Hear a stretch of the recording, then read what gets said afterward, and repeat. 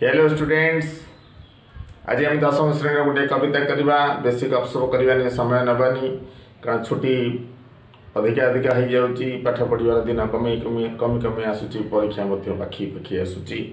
आस पे दशम श्रेणी आज गोटे कविता भितर प्रवेश करवा। कवितार शीर्षक मंगले अइला उषा एवं कवि स्वभाव कवि गंगाधर मेहर। गंगाधर मेहर विषय टी जाणीजा, आम कविता मध्य को प्रवेश करवा।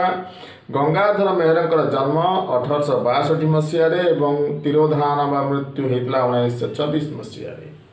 1862 मसीह गंगाधर मेहर जन्म।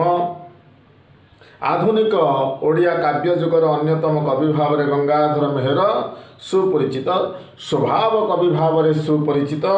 आधुनिक बरगड़ जिलार बरपाली ठारे, संबलपुर निकटवर्ती बरगड़ जिलार बरपाली ठारे जन्म ग्रहण करते अनन्य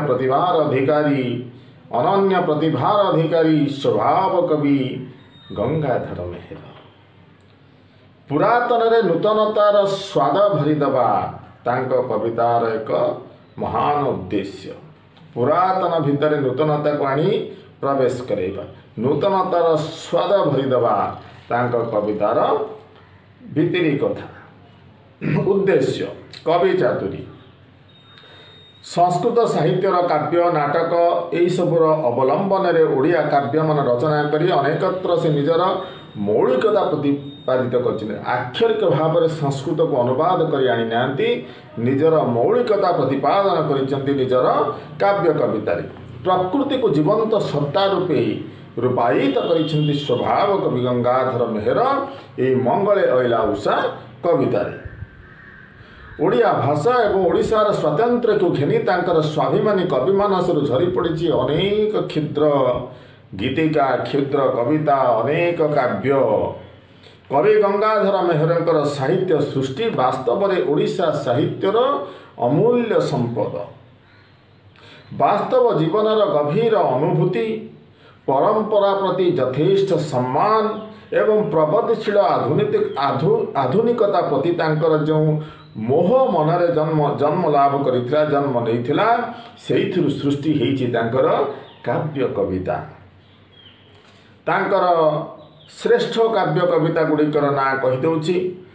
रस रत्नाकर 1885 मसीह रचित होता। 1885 मसीह रस रत्नाकर, अहल्या स्तव 1892 मसीह, इंदुमती 1894 मसीह, उत्कल लक्ष्मी 1894 मसीह, महिमा 1897 मसीह, कीचकबोध 1904 मसीह, अयोध्या दृश्य 1911 मसीह, पद्मिनी 1911 मसीह, कविता कल्लोल 1912 मसीह, तपस्विनी 1914 मसीह, प्रणय बल्लरी 1915 मसीह, अर्घ्यथाड़ी 1918 मसीह, कृषक संगीत 1921 मसीह, कवितामाला 1922 मसीह, भारती वंदना 1923 मसीह। एगुड़िक सब अम्लान प्रतिभा तांकर कवि प्रतिभार अधिकार होई मुक साक्षी होई ओडिशा साहित्य आकाश रे एवं मध्य जाज्वल्यमान तारका भली आलोक प्रदान करुछि। तांकर काव्य कवितार ओडिया जाति नूतनतार स्वाद अनुभव करिथिला। दुर्बल ओडिया साहित्य को नाना भाव में समृद्ध एवं श्रीमंडित करने तांकर प्राणांतक उद्यम फलवती होइछि। ताहा आमे कविता पाठ कले बेस भल भाव में जानीपर। कविता मंगले अइला उषा। ये मंगले अइला उषा तांकर तपस्विनी काव्यर चतुर्थ सर्गरु संगृहित एक काव्यांश। वाल्मीकि आश्रम रामचंद्र द्वारा त्याज्या होती सीता, लक्ष्मण ने वाल्मीकि आश्रम छाड़ी। ये वाल्मीकि आश्रम निर्वासिता सीतांकर जीवन किभली कटिछि, प्रकृति बा उषा देवी आसी किभली अभिवादन करिसेंती, दुख लाघव करने बा उपशमन करने चाहिए, ताहा ही कवितार मर्मवाणी। आस पे कविता भितर प्रवेश करवा। कविताटी राग चोखी अच्छी। राग चोखी जो पढ़ा छंद अलंकारता भितर को जावा। एवं खाली कविता भितर पशिजा। तथापि कविता को स्वर सहित नहीं जाऊँगी आशा कर शुणा मधुर हम और पाठ पढ़ा मजा लगे एंजयबुल हम ठीक अच्छे पे आस मन देदेव पाठ भितर कविता भितर प्रवेश कर मंगले अइला उषा बिकच राजीव दृशा जानकी दर्शन तृषा हृदय बही कर पल्लवे निहार मुक्ता धरी उपहार सतींक बास बाहार प्रांगणे रही कल कंठ कंठी कहिला दर्शन दियो सती राति पाहिला कल कंठ कंठी कहिला दर्शन दियो सती राति पाहिला। देख केड़े सुंदर कविता। मंगले अइला उषा किए आसी उषा आसी उषा किए पिला माने प्रभात समय सूर्य उदयर ठीक पूर्व समय जहाँ को आम कही था ब्राह्म मुहूर्त उषा काल प्रातः काल प्रभात समय से समयटी हूँ मंगलमय समय। यही मंगले अर्थात शुभ समय रे उषांकर आगमन होइछि प्रातः कालर आगमन होइछि सकाळर आगमन होइछि कारण समस्ते सोई पड़ी थांती विश्राम नहीं था मुंड शांत हो जाए सकाळ उठला बेलू चारिआड़ शांत मनीष मन शांत तेणु से समय भली उत्तम समय आ दिन राति जाक केतबेले मिल पार नहीं तेणु से समय को कहुई सब बेले मंगल मुहूर्त प्रभात समय को उषा काल को ताले मंगले अइला उषा बिकच राजीव दृशा शुभ मुहूर्त रे प्रभात कालर प्रातः कालर उषा देवींकर आगमन होइछि आसी किभଳି देखा जाउछंती बिकच राजीव दृशा बिकच पिला माने विकसित प्रस्फुटित फुटी जाइथिबा राजीव हला पद्म फूल फुटी जाइथिबा पद्म फूल जेमती देखा जाए प्रस्फुटित पद्म फूल जेमती देखा जाए उषा देवी ठीक सेई भली देखा जाउछंती बिकच राजीव दृशा काई आसीछंती जानकी दर्शन तृषा हृदय बही जानकी की जनक राजांकर कन्या जानकी सीता देवी तांकरी दर्शन करिबा पई तांको टिके देखा करिबा पई एई शोष तांक मन भितर रहिछि जानकी दर्शन तृषा हृदय बही कर पल्लवे निहार मुक्ता धरी उपहार कर पल्लव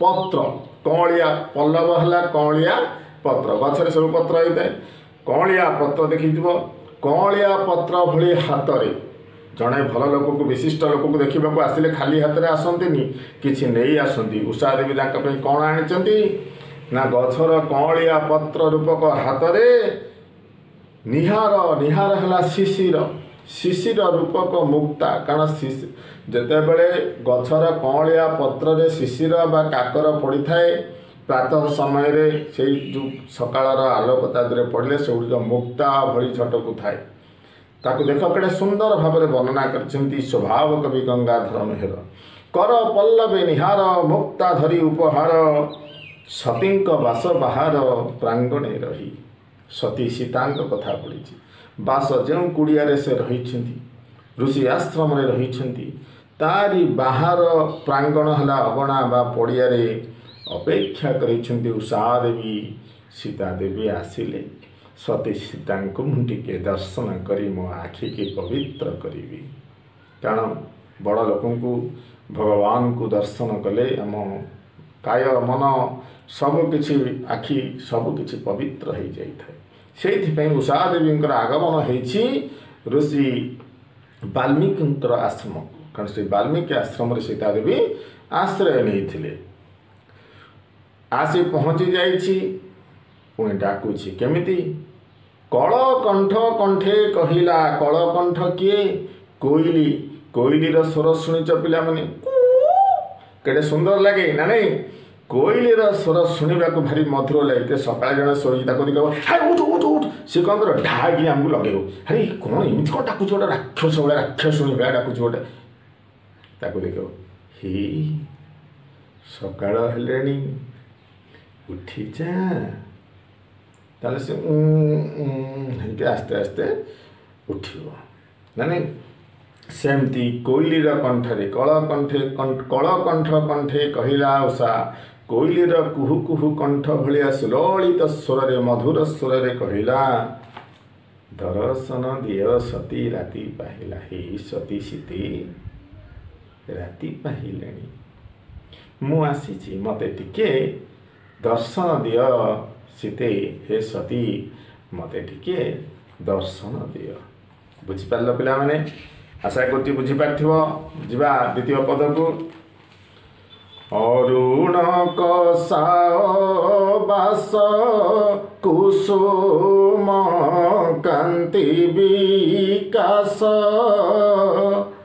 प्रशांत रूप विश्वास दियंती मने केउ जोगेश्वरी आसी मधुर भासे आश्वासी डाकुछंती दुख राशि उपशमने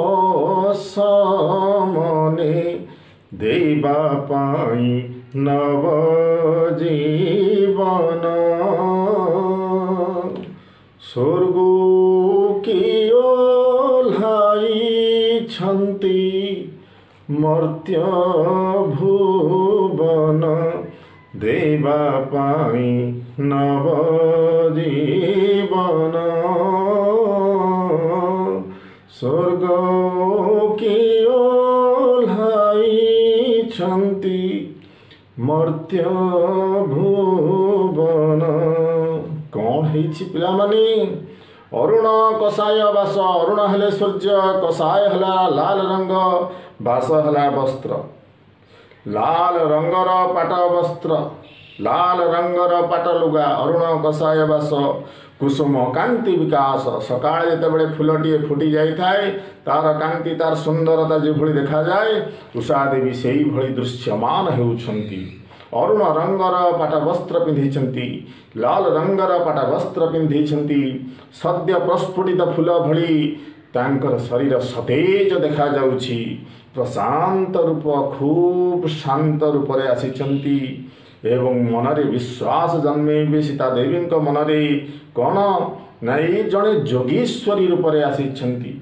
जोग रूपक ईश्वरी जोग माने जो माने करुथांती मुनि ऋषि तांकर गहणारे रही ईश्वरी ठी कहवा आमे मुनि कुमारी मुनि मानक कुमारी जो बने सब मुनि ऋषि मानकर पाखरे जो रही था झील पिला माने सेमाने मध्य जोग शिक्षा करुथांती से मुनि कुमारी जोगेश्वरी मधुर भाषे मधुर बा मीठा मीठा कथारे भाषिबा हला डाकिबा कहिबा मधुर कंठरे कहउछंती मीठा मीठा कथारे डाकुछंती हे सीते टिके दर्शन दियो तुमको सांत्वना दे तुमर दुख लाघव करने मु आसी स्वर्ग भुवन सीते मु आसी स्वर्ग भुवन टिके मते दर्शन दियो कारण जी दुखरे थाए ताको सांत्वना देले तार दुख टिके लाघव होता है कमी जाए से बड़ी सती सीतांकर दुख को लाघव करने उषा देवी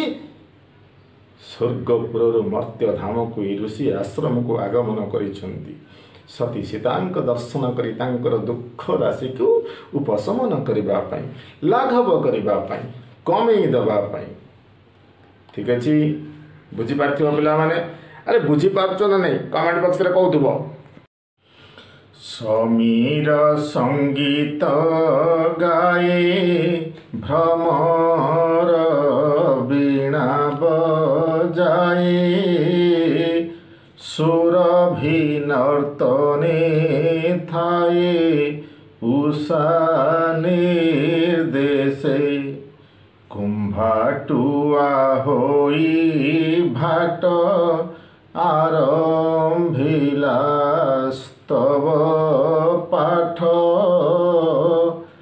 କଳିଙ୍ଗ ଅଇଲା ପାଟ ମାଗଧ ବେଶେ ଲଳିତ ମଧୁରେ କହିଲା ଉଠ ସତୀ ରାଜ୍ୟ ରାଣୀ ରାତି ପାହିଲା ଲଳିତ ମଧୁରେ କହିଲା। ତାହେଲେ କ'ଣ ହେଇଛି ପିଲାମାନେ? ସମୀର ସଙ୍ଗୀତ ଗାଉଛି। ସମୀର କିଏ? ପବନ। ପବନ ବଣରେ ଗଛଲତା ପରିପୂର୍ଣ୍ଣ ହୋଇଥାଏ, ତା ଭିତରେ ପବନ ଯେତେବେଳେ ବହି ଯାଉଥାଏ ଶବ୍ଦ ହୁଏ। ତେଣୁ ସମୀର କ'ଣ କରୁଛି ନା ସଙ୍ଗୀତ ଗାଉଛି। ଭ୍ରମର ଦେଖିଛ ବୁଲୁଥିବେ, ଭ୍ରମର ବୀଣା ବଜାଉଛି। ଦେଖ ଏମାନଙ୍କର ସ୍ୱର ସହିତ କେମିତି ମଧୁର ସଂଯୋଜନା କରିଛନ୍ତି, ତୁଳନାତ୍ମକ ଅଭିବ୍ୟକ୍ତି ପ୍ରଦାନ କରିଛନ୍ତି ସ୍ୱଭାବ କବି ଗଙ୍ଗାଧର ମେହେର ତାଙ୍କର ଏହି କାବ୍ୟରେ। ତେଣୁ ସମୀର ସଙ୍ଗୀତ ଗାଏ, ଭ୍ରମର ବୀଣା ବଜାଏ, ସୁରଭି ନର୍ତ୍ତନେ ଥାଏ ଉଷା ନିର୍ଦ୍ଦେଶେ। ସତେ ଯେଭଳି ସୀତାଦେବୀଙ୍କୁ ଦର୍ଶନ କରିବା ପାଇଁ ଉଷା ଖାଲି ଆସିନାହାନ୍ତି, ସମୀର ସଙ୍ଗୀତ ଗାଉଛି, ଭ୍ରମର ବୀଣା ବଜାଉଛି। ଯେଉଁ ସୁରଭି ବା ବାସ୍ନା, ଫୁଲ ନାନା ଫୁଲମାନଙ୍କର ବାସ୍ନା, ଫୁଲମାନଙ୍କ ଦେହରେ ଯେତେବେଳେ ପବନ ବାଜି ବହିଯାଉଛି ସେତେବେଳେ ସେ ଫୁଲର ବାସ୍ନା ସତେ ଯେଭଳି ନର୍ତ୍ତନ କରୁଛି ସେ ବନଭୂମିରେ, ଢେଉ ଖେଳୁଛି, ନାଚି ଯାଉଛି। ଏସବୁ କାହା ନିର୍ଦ୍ଦେଶନାରେ ହୋଇଛି? ଦେବୀ ଉଷାଙ୍କର ନିର୍ଦ୍ଦେଶନାରେ ହୋଇଛି ବୋଲି କବି କହୁଛନ୍ତି। ଆଉ କ'ଣ ହେଇଛି? ଆଉ କ'ଣ ଆୟୋଜନ କରିଛନ୍ତି ଉଷା ଦେବୀ? ନା କୁମ୍ଭାଟୁଆ ହୋଇ ଭାଟ। କୁମ୍ଭାଟୁଆ କିଏ? କୁମ୍ଭାଟୁଆ ଚଢ଼େଇ ଦେଖିଛ, ତାକୁ ମଧ୍ୟ ଡାହୁକ ଚଢ଼େଇ କହନ୍ତି। ଡାହୁକ ଚଢ଼େଇ ଭାଟ ହେଇଛି। ଭାଟ ଯେଉଁମାନେ ସ୍ତବ ପାଠ କରୁଛନ୍ତି, ଠାକୁରଙ୍କ ପାଖରେ ବସି ଦେଖିଥିବ ସ୍ତୋତ୍ର ମନ୍ତ୍ର ସ୍ତବ ଏଗୁଡ଼ା ସବୁ ପଢ଼ୁଥାନ୍ତି, ପାଠ କରୁଛନ୍ତି। ତେଣୁ କୁମ୍ଭାଟୁଆ କ'ଣ କରୁଛି ନା ସ୍ତବ ପାଠ କରୁଛି। କଳିଙ୍ଗ ଅଇଲା ପାଟ ମାଗଧ ବେଶେ। କଳିଙ୍ଗ କିଏ? କଳିଙ୍ଗ ଉତ୍କଳର ଆଉ ଗୋଟିଏ ନାଁ, କିନ୍ତୁ ଏଠି କଳିଙ୍ଗ ହେଉଛି କଜୋଳପାତି। କଜୋଳପାତି ଚଢ଼େଇ ଦେଖିଛ? ଏଇ କଜୋଳପାତି ହେଉଛି ପାଟ ମାଗଧ, ମୁଖ୍ୟ ଭାଟ, ଶ୍ରେଷ୍ଠ ଭାଟ। ଭାଟ ମାନେ ଯିଏ ସ୍ତବ ପାଠ କରନ୍ତି।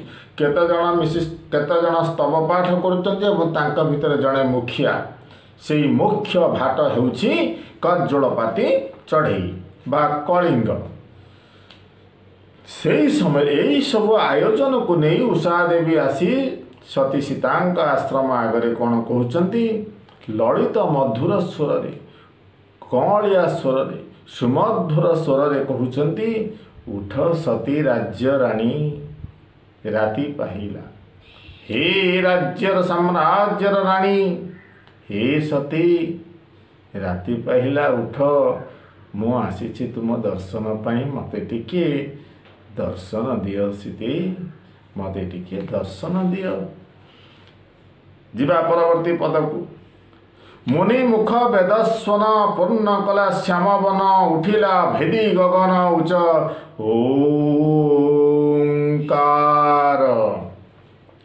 ତାହେଲେ ମୁନିମାନେ ଋଷିମାନେ କ'ଣ କରିଥାନ୍ତି? ବନଭୂମିରେ ପ୍ରାତଃ କାଳରେ ସେମାନେ ଉଠି ତାଙ୍କର ନିତ୍ୟକର୍ମ ସମାପନ କରି ଶେଷ କରି ବସିଥାନ୍ତି ଧ୍ୟାନ ଧାରଣା କରିବା ପାଇଁ। ଆରମ୍ଭ ହୋଇଯାଏ ଓ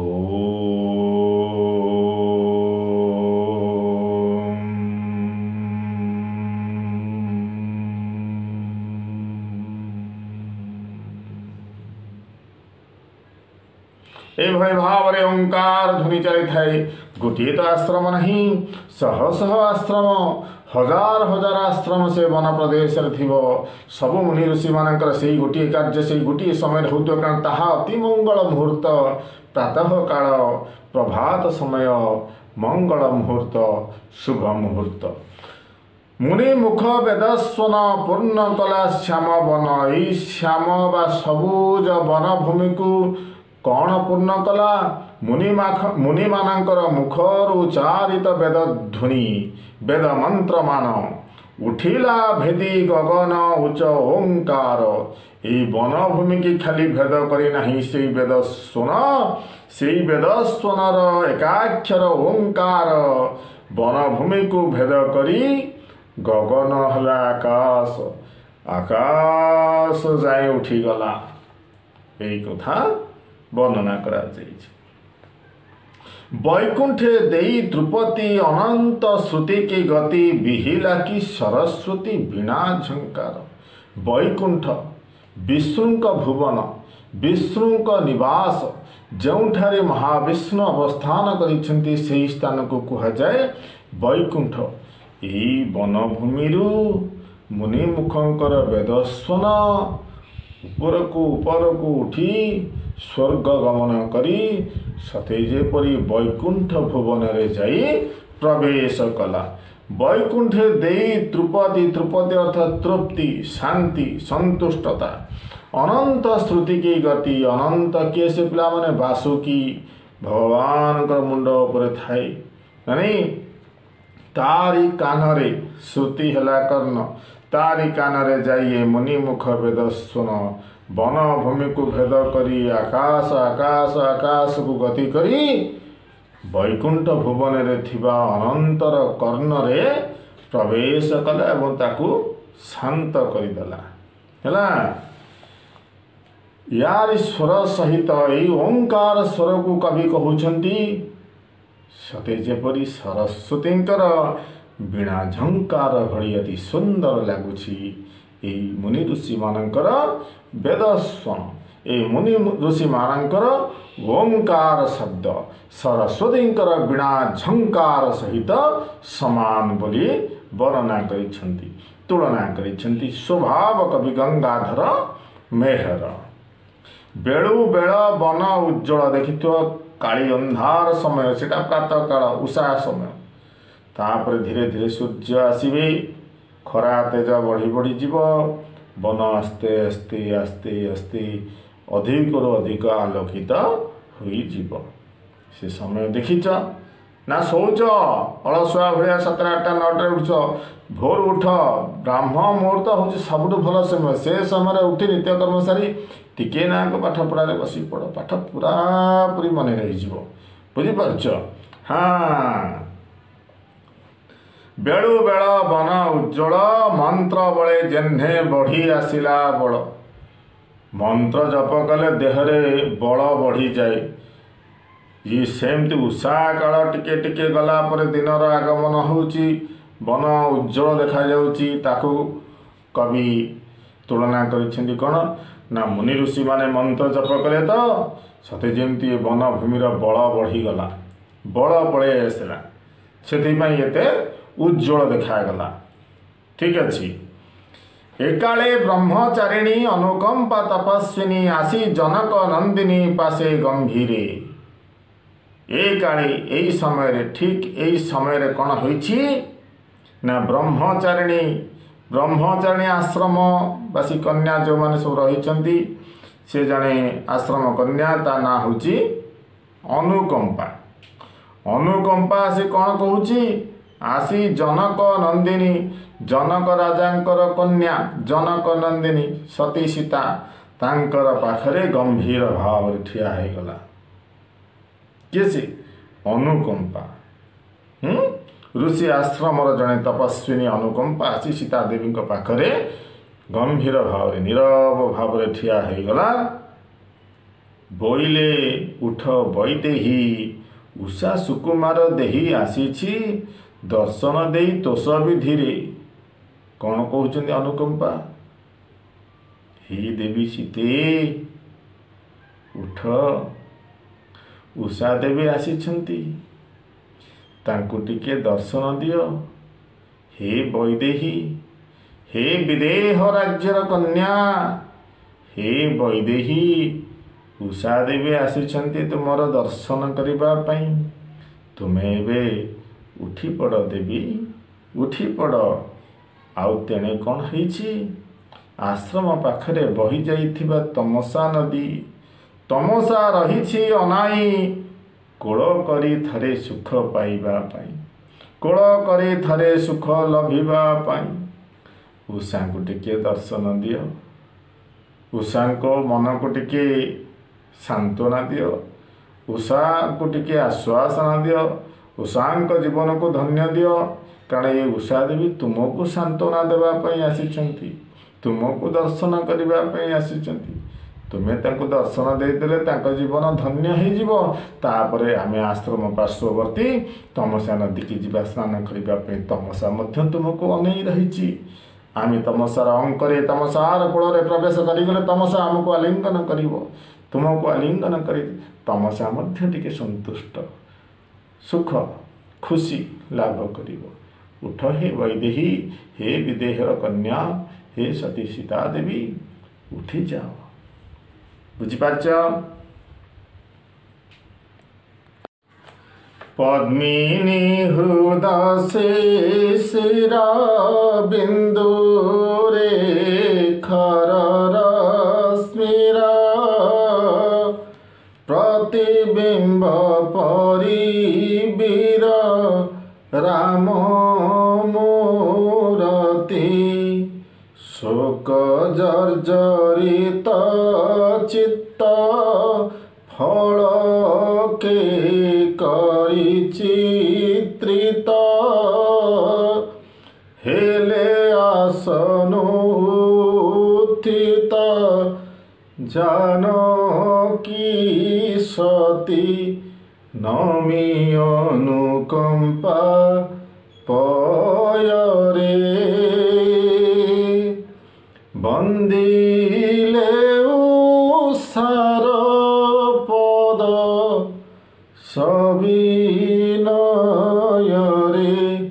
ନମି ଅନୁକମ୍ପା ପୟରେ ବନ୍ଦିଲେ ଉଷାର ପଦ ସବିନୟରେ। ଦେଖ, ରାଜ୍ୟରାଣୀ ହେଲେ କ'ଣ ହବ? ଜନକନନ୍ଦିନୀ ହେଲେ କ'ଣ ହବ? ସେଇ ସୀତା ଦେବୀ ପବିତ୍ରା ସିଏ, ସତୀ ସିଏ। କ'ଣ ହେଇଛି ନା ପଦ୍ମିନୀ ହୃଦ ଶିଶିର ବିନ୍ଦୁରେ ଖର ରଶ୍ମିର ପ୍ରତିବିମ୍ବ ପରି ବୀର ରାମ ମୂରତି। ପଦ୍ମିନୀ ପିଲାମାନେ ପଦ୍ମ ଫୁଲ, ସିଏ ମଧ୍ୟ ସୂର୍ଯ୍ୟ ଆସିବା କ୍ଷଣି ଫୁଟିଯାଏ। ପ୍ରଭାତ ସମୟରେ ଉଷା କାଳରେ ସିଏ ପ୍ରସ୍ଫୁଟିତ ହୋଇ ଆଗମନ, ରବି ଆଗମନ, ସୂର୍ଯ୍ୟ କେତେବେଳେ ଆସିବେ ଅପଲକ ନୟନରେ ଅନେଇ ରହିଥାଏ ସେଇ ପଦ୍ମିନୀ, ସେଇ ପଦ୍ମ ସୂର୍ଯ୍ୟଙ୍କ ଆଡ଼କୁ। ତାରି ବକ୍ଷରେ ପଡ଼ିଥାଏ କାକର ବା ଶିଶିର। ସେଇ ଶିଶିର ଦେହରେ ଯେତେବେଳେ ସୂର୍ଯ୍ୟ କିରଣ ପଡ଼ିଯାଏ ଚକ୍ ଚକ୍ କରି ଝଟକି ଉଠେ। ଠିକ୍ ସେଇଭଳି ଆସନରୁ ସୀତା ଦେବୀ ଉଠି ଯାଇଛନ୍ତି। ଶୋକ ଜର୍ଜରିତ ଚିତ୍ତ, ଦୁଃଖରେ ତାଙ୍କ ଚିତ୍ତ ଅର୍ଥ ମନ ଭାଙ୍ଗି ପଡ଼ିଛି, ଜର୍ଜରିତ ହେଉଛି, ଯନ୍ତ୍ରଣା ପାଉଛି। ଅକାରଣରେ ମୋର ସ୍ୱାମୀ ମର୍ଯ୍ୟାଦା ପୁରୁଷୋତ୍ତମ ଦେବ ମୋତେ ତ୍ୟଜ୍ୟ କରିଦେଇଛନ୍ତି। ସେ ଜାଣନ୍ତି ତାଙ୍କ ସୀତା ପବିତ୍ରା, ତଥାପି ପ୍ରଜାନୁରଞ୍ଜନ ରାଜାର ଧର୍ମ। ପ୍ରଜାମାନଙ୍କୁ ସୁଖ ସନ୍ତୋଷରେ ଲକ୍ଷ୍ୟ ରଖିବା ରାଜାର ପରମ ଧର୍ମ। ସେଇ ପ୍ରଜାମାନଙ୍କୁ, ରାଜ୍ୟବାସୀଙ୍କୁ ସୁଖରେ ରଖିବା ପାଇଁ ଧର୍ମ ପାଳନ କରିଛନ୍ତି ମୋର ସ୍ୱାମୀ। ସେଥିପାଇଁ ମୁଁ ସତୀ ବୋଲି ସେ ଜାଣି ଶୁଣି ଜାଣିଲେ ବି ମୋତେ ତ୍ୟଜ୍ୟା କରିଦେଇଛନ୍ତି, ପର କରିଦେଇଛନ୍ତି। କିନ୍ତୁ ଯିଏ ସତୀ ନାରୀ ସର୍ବଦା ତା ହୃଦୟରେ ତାରି ପତିଙ୍କ କଥା ସେ ଚିନ୍ତା କରିଥାଏ, ତାର ପତିଙ୍କର ମଙ୍ଗଳ କାମନା କରିଥାଏ। ପତିଙ୍କୁ ନେଇ ସେ ଆମର କୋର୍ଟ କଚେରୀକି ଯାଇନଥାଏ। ଦେହକୁ ନେବନି, ମୁଁ କହୁଛି ଯାହା ଆମର ଶାସ୍ତ୍ର, ହିନ୍ଦୁ ଶାସ୍ତ୍ର କହୁଛି। ତେଣୁ ଅବଶ୍ୟ ପତିଙ୍କର ବି ଗୁଡ଼ାଏ ଏଇ କଳି ଯୁଗରେ ଭୁଲ ଅଛି। ଛାଡ଼, ସେ ଭିତରକୁ ଆମେ ଯିବାନି। ରାମ ସୀତାଙ୍କୁ ନେଇ ଆମ ଆଧୁନିକ ଯୁଗର ପତି ପତ୍ନୀଙ୍କୁ ମିଶାଇବା ଠିକ୍ ନୁହଁ, କିନ୍ତୁ ତାଙ୍କ ଆଦର୍ଶରେ ଅନୁପ୍ରାଣିତ ହେବା ଉଚିତ। ଠିକ୍ ଅଛି, ଆସ। ତାହେଲେ ସୀତା ଦେବୀ ଆସନରୁ ଉତ୍ଥିତ ହୋଇଛନ୍ତି। ଶୋକ ଜର୍ଜରିତ ଚିତ୍ତ, मनरे दुख भरी रही। दुख जंत्रणा नहीं मनरे उठी आसनरू। फलक अर्थ आखिर जो पलक उठे किंतु तांको आखि आगे देखा सते जेपरि सद्य प्रस्फुटित पद्म फूलर गर्भरे पाखुड़ारे हृदय सूर्य किरण पशिले जेमती चकचक करी थाए उज्ज्वलित जाज्वल्यमान देखा जाई थाए सेही भली रामचंद्रंकर मूर्ति तांको आखि आगरे भासी उठिला देखागला। तले पद्मिनी हृदय शिशिर बिंदुरे खर रश्मिर प्रतिबिंब परी से खर रश्मि पड़े पद्म हृदय जो मुक्ता पड़ी थाए निहार रूपक मुक्ता तारी देहरे जेमती झटकी थाए से भली वीर रामंकर मूर्ति तांकर आखि आगरे झटकी उठिला। सीता देवींकर आखि आगरे झटकी उठिला। हेले आसनु उत्थित आसनरू उठी पड़िले नमी अनुकंपा पयरे से अनुकंपा जे आश्रमवासिनी तपस्विनी तार पादरे प्रणाम कले। तापरे कौन कले बहु समय धरी उषा देवी मोर दर्शन पर आश्रम बाहर अपेक्षा करिसेंति ना मो कुटीर बाहर तेणु उषांकर पद वंदना कले। वंदिले उषार पद सविनय विनयपूर्ण वाक्य कही उषांकर पद वंदना कले। आउ कौन कहले बोईले ताकू प्रशंसी तुमे तिमिर विध्वंसी रवि आगमन संसी हुआ संसारे तुम्भ कोमल चरण करे ज्योति आहरण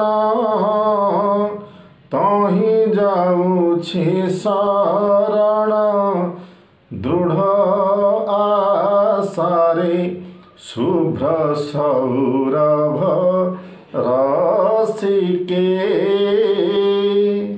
शुभ संपादिनी हुआ रघुवंशी के शुभ्र सौरभ रसिके शुभ संपादिनी हुआ रघुवंशी के। हे शुभ्र सौरभ रसिके हे उषा देवी तुम्हें शुभ्र तुम्हें धड़ा तुम्हें परिष्कार तुम्हें सौरभ तुम्हें अति सुंदर तुमर समयटी अति शांत समय देखे रघुवंशी के रघुकुल तिलक मर्यादा पुरुषोत्तम श्री रामचंद्र को शुभ प्रदायिनी हो आज दिन शुभरे कटु मंगलमय हो मुतांकरी मंगल कामना करुछि तुमरी पद वंदना करुछि तुम्हें आज दिनटी शुभ प्रदायिनी हुआ तुम्हें बोईले ताकू प्रशंसी तुम्हें तिमिर विध्वंसी हे उषा देवी तुमको मु प्रशंसा न करी रही पारिबे नहीं कारण ये राति घन अंधकार चारिआड छाई जाई थाए किंतु तुम्हें आसीबा क्षणी ये तिमिर विध्वंस हो जाई थाए तिमिर को अंधकार को ध्वंस करी तुम्हें आलोक प्रदान करी थाओ ये धराधाम रे तुम्हें आसीबा क्षणी रवि बा सूर्य आसीबे बोली ये सचराचर प्राणी जानी पारि थांती रवि आगमन संची तुमरी कोमल चरण रे रविंकर प्रथम किरण आसी पड़ी थाए सेही कोमल चरण सेही पवित्र चरण रे मु प्रणाम करुछि बोली सीता देवी उषा देवी को कहिथिले एवं कामना करिथिले मु तो किछि मो पहि मागुनी रघुवंशी श्री रामचंद्र प्रार्थना करुछि उषा तांकर दिनटी मंगलमय हो तुमर आशीर्वाद रे शुभ संपादिनी हुओ रघुवंशी के हे शुभ्र सौरभ रसिके शुभ संपादिनी हुओ रघुवंशी के। उत्सुक हृदय रात्रि शेषरे आश्रम धात्री तमसा निर्मल गात्री पवित्र धरा उत्सुक माने उत्साह बहु इच्छा करिछि आग्रह सहकारी रात्रि शेष होइजिबा जोगु आश्रम धात्री आश्रमर पाखरे बही जाउथिबा तमसा एक नदीर ना जेमती गंगा जमुना ब्रह्मपुत्र महानदी सेमती तमसा एक नदी जहाँकि आश्रम पाखरे बही जाइथिला तार पवित्र जलधारा को नहीं तमसा नदी राति भाई आसिलणी बोली अपेक्षा करी रही सती सीता देवी मो अंक को आसबे मो कोड़ को टिके आसबे स्नान करने कोଳରେ धारण करी मु पवित्र हो जीवी बोली यही आशा करी तमसा नदी मध्य अपेक्षा करी बसीछि उत्सुके हृदय रात्रि शेष आश्रम धात्री तमसा निर्मल गात्री पवित्र धारा प्रांगणे कुसुम बिंची सुवासित निरसिंची मंगल प्रदीप रची प्रभाती तारा प्रांगण रे ऋषि आश्रम आगरे जो प्रांगण बा अगणा जो पड़िया खंडी होती ता भितर कुसुम जानी फूल गुड़िए सब गंगशिउड़ी अंकशंक फूल सब झरी पड़ी थाए सकाळ हेबा क्षणी तेणु कुसुम को बिंची देइछि आ कौन होइछि काकर पड़ी थाए सुबासित निरसिंची कारण सीता देवी जीवे सेमती तो जीवेनी फूल पकई दिया जाइछि सुबासित नीर काकर जो पड़ी सुबासित निरसिंची मंगल प्रदीप पाहांती तारा ताको कहुए मंगल प्रदीप बा दीप जाली अपेक्षा करी बसी मुहुर्मुहु मीन नयने चाहूला सीता सती शुभागमने तमसा कौन करी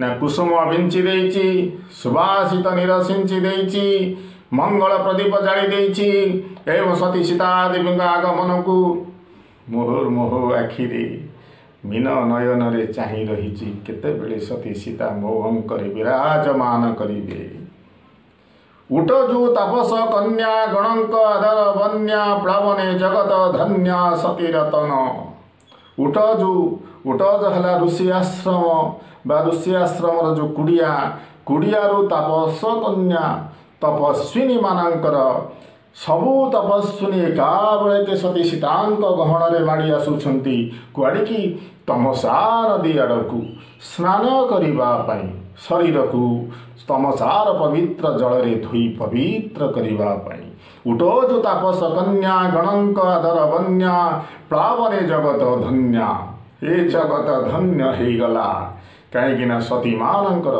तपस्विनी मानकर ये आगमन घटी ये जगत भितर ये जगत रे आगे चली से माने केउठी की तमसा नदीर अंक को तमसा नदीर कूल को प्लावने जगत धन्या सती रतन सती माने सते जे बड़ी एक एक रत्न बोली कही स्वभाव कवि गंगाधर मेहर सती की तमसा अंकरे तमसा धार बहने कले गमन तमसार धार नदीर धार बही जाइछि बहने संगे संगे सही जगह को गमन गले सती की तमसा अंकरे घेनी स्नेहे आलिंगिला तरंग करी सती सीता जेतेबेले तमसार अंकरे तमसा नदीर गर्भ को पशि जाइछन्ति स्नान करिबा निमित्त देख पानी भितर आम पशिगले पानी आमको चारिपटू घेरी जाए सेमती तमसा कौन करिछि सती सीता को चारिपटू टिके धरी कोल करी नेछि हे सीते तुम जोगु मु आज पवित्र हो गली सीते तुम जोगु मु आज पवित्र हो गली तेणु घेनी स्नेह आलिंगिला तरंग करे अमृत मधुर स्वरे भासिला परितोषरे मागो मो मनरे नथिला आशा अमृत रूपक स्वरे मधुर स्वरे तोष करिबा पई संतुष्ट निजे तो संतुष्ट हो जाइछि भासिला परितोषरे निजे संतुष्ट हो जाइछि एवं माँ को मध्य संतुष्ट करिबा पई कहूछि हे मालो मो मानसरे नथिला आशा मो मनरे मु केबे हेले आशा करी नथिली जे तू केबे मो कोल को आसीबू तोरी सानिध्य पाई मु निजको धन्य मने करिबी पवित्रा मने करिबी ए आशा मो मनरे केबे हेले नथिला लो मा, मो मनरे केबे हेले नथिला। कारण रामचंद्र सीता को त्याज्या न करती तो ऋषि आश्रम सीता न रहती कि तमसा को गाधे न आसती। तेणु जेहेतु एभली सौभाग्य प्राप्त होती तमसा नदी सीता को निज कोଳରେ लाभ करने निज को अति पवित्र मन करुच्ची, जहाँ तार केबे आशार ही नथिला ताहा आज वास्तवतार परिणत होइछि। करिब अंके विहार राजलक्ष्मी हृदहार, सीता करी परिहार भोग पिपासा। जदि सीतांक भली महासती को रामचंद्र परिहार बा परित्याग करि नथांते ताहाले कोन तू केबे मो कोल को आसी थांतु लो मा, तू कोन केबे मो कोल को आसी थांतु। रामचंद्र तते परिहार कले निजे मते आदि धन्य करिदेले, पवित्र करिदेले।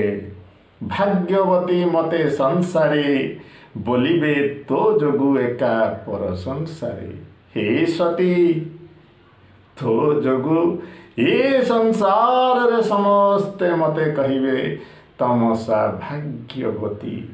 तमसा भाग्यवती कहीं ना सती सीता को से निज कोଳରେ लाभ करिथिला, सेथिपई तमसा धन्य हो जाइछि। तमसा आज निजको भाग्यवती मने करुछिलो मा, तमसा आज तते अंकरे पाई निजको भाग्यवती मने करुछि। देख केड़े सुंदर लिखा। आशा करुथि भल लागिथिबो। बही टिके सामने पकई पिला माने मोर विनम्र अनुरोध वीडियो टिके भल भाव शेष जाए देख बुझ। जदि भल लगुच कमेंट बॉक्स रे लेख, जदि किसी दरकार लेख भल भाव एवं तुम पाठपढ़ा निजक भावुची उत्सर्गीकृत करी। जदि किसी कौटी अभाव रही जाऊ थाए कमेंट बॉक्स रे लिखि जनाओ, बुझ, आग को बढ़। रोची पिला माने पुणी देखा हम परवर्ती क्लास रे।